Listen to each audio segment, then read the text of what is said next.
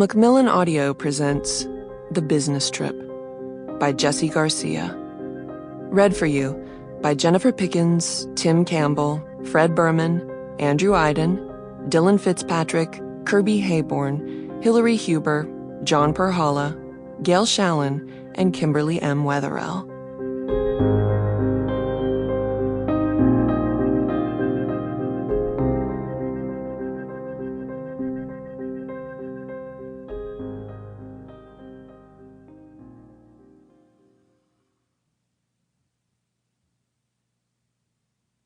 Dedicated to my mom, who gave me a love of the written word.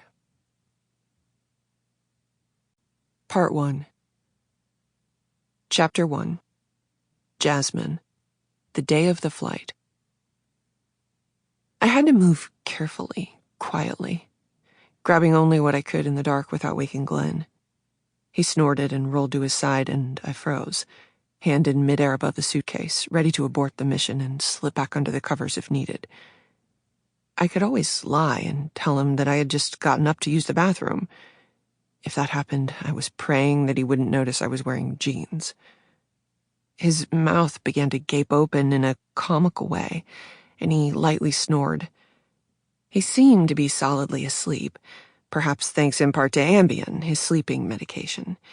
He hadn't exactly taken one by choice last night. I had crushed up a pill and put the powder into his beer can.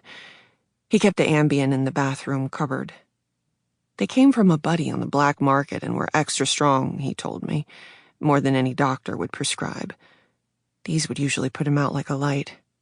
But even with him asleep, I couldn't risk opening a dresser drawer. That old wooden dresser creaked with every tiny move.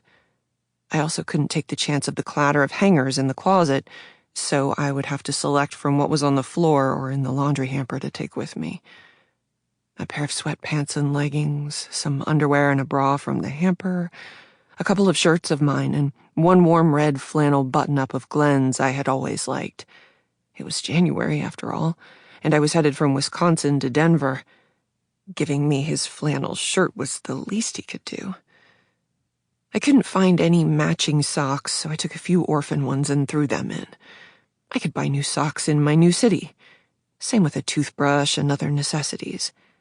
I wanted my patchouli perfume, though, and quietly I plucked the small sample bottle from the drugstore off the top of the dresser, dabbing my wrists gently with the familiar scent that so reminded me of my grandma before securing the lid tightly so it wouldn't leak in my purse. Slowly, I slipped on my tennis shoes, keeping my gaze on Glenn the entire time. His eyelids were fluttering in REM sleep.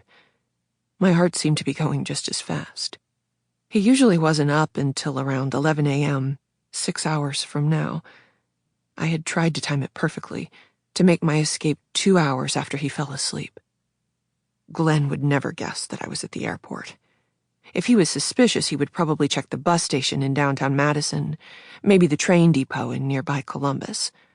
More likely, he would think I was at a friend's or coworker's and just pouting for a night, and he would go storming around looking for me, as he had in the past.